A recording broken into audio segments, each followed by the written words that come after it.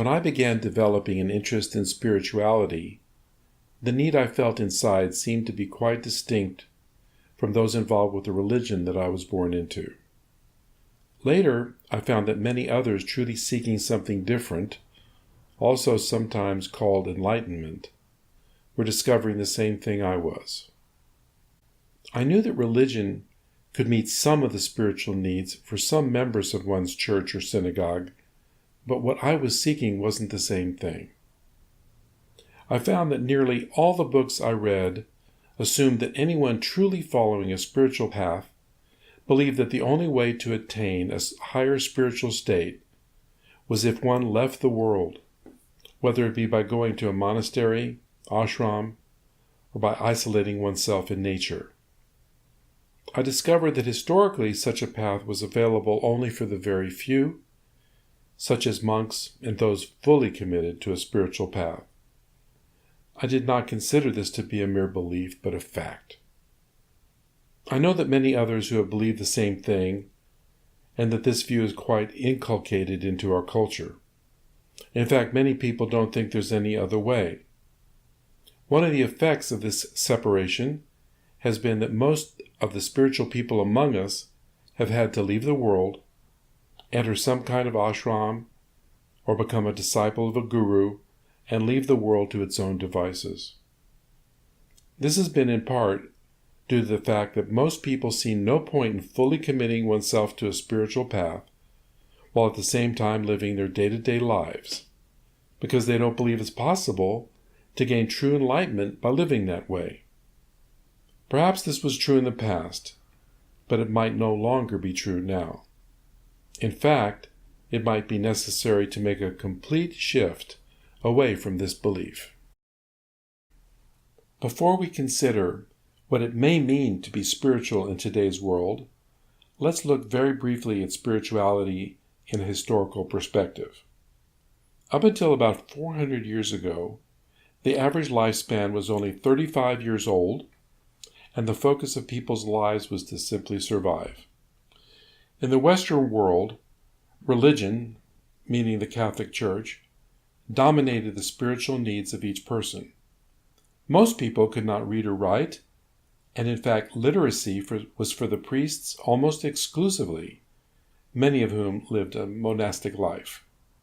Some of these monks did live spiritual lives, but still within the belief systems of the Christian dogmas of the times. Thus, considering spiritual matters was not even in most people's awareness. How could it be possible for more than the elite of the people living at this time in history?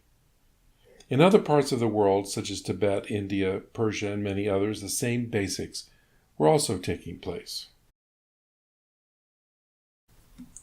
There were three developments in the 20th century that changed things radically. The work of Gurdjieff, which he referred to as the Fourth Way, taught students that a faster way of spiritual growth is by working to remember oneself while living a normal life. Also, the Theosophical Society introduced Jiddu Krishnamurti to the world, who taught that impartial observation could lead a person to spiritual transformation while living in the midst of the everyday world. Finally, in the early 60s, something profound occurred that has changed the course of our planetary spiritual history. In early 1959, the Dalai Lama, along with many other monks, were forced to leave Tibet in order to save their lives due to the Chinese takeover and its threats. At the time, no one really knew what the repercussions of this would be on the world, but in looking back now, its effects can be seen as very significant. These once cloistered monks of Tibet started to spread the seeds of their knowledge of Buddhism around the world. At the same time, other spiritual teachers and metaphysicians from India, Japan, and other places in the world started coming to the West to share their ideas and spiritual teachings. For the first time in history, living a spiritual life while tending to one's daily affairs became something one was able to consider. In fact, one branch of Buddhism, called Zen Buddhism, saw everyday life not as the way to enlightenment, but as enlightenment itself. They taught that one's consciousness can transform by living entirely in the present and giving full attention to one's everyday affairs. Although this sounds simple and obvious, it is in fact quite difficult. To be completely mindful of each task we do all day long requires great focus and intensity. But in making every act mindful, doing one thing at a time, slowly, deliberately, and completely, spiritualizing your day-to-day life becomes real. This then is meditation in action. This history reveals that while the deeper aspects of spirituality have been quite hidden, we are in the midst of a very significant change that can allow each of us to grow spiritually while living an everyday life. But it is important to ask, what does it mean to be spiritual? It has been defined in so many ways that it can be quite confusing. For example, it has been defined as simply believing that there's more to life than just the material aspect of it. But this is too vague. For most of the people I speak with, it is simply a feeling that there is more. This definition may be a good start, but we must become more specific. While there cannot be one right answer, the central theme that is the most common is that a spiritual path is composed of two aspects.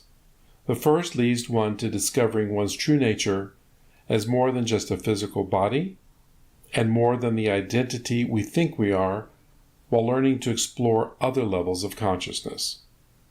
The second is in the recognition that the development of even one person affects the consciousness of the entire planet.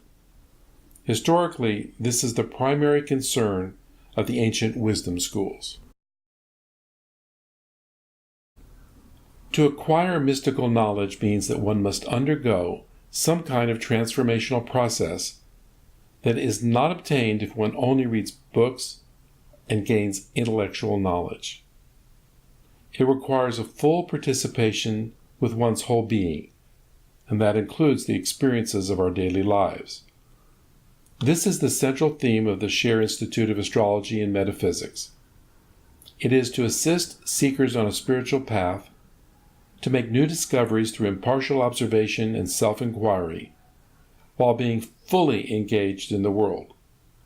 To use one's own experiences as feedback to help them reduce disorder and chaos in their lives, while at the same time moving towards greater and greater degrees of connectedness and love, both within and with others.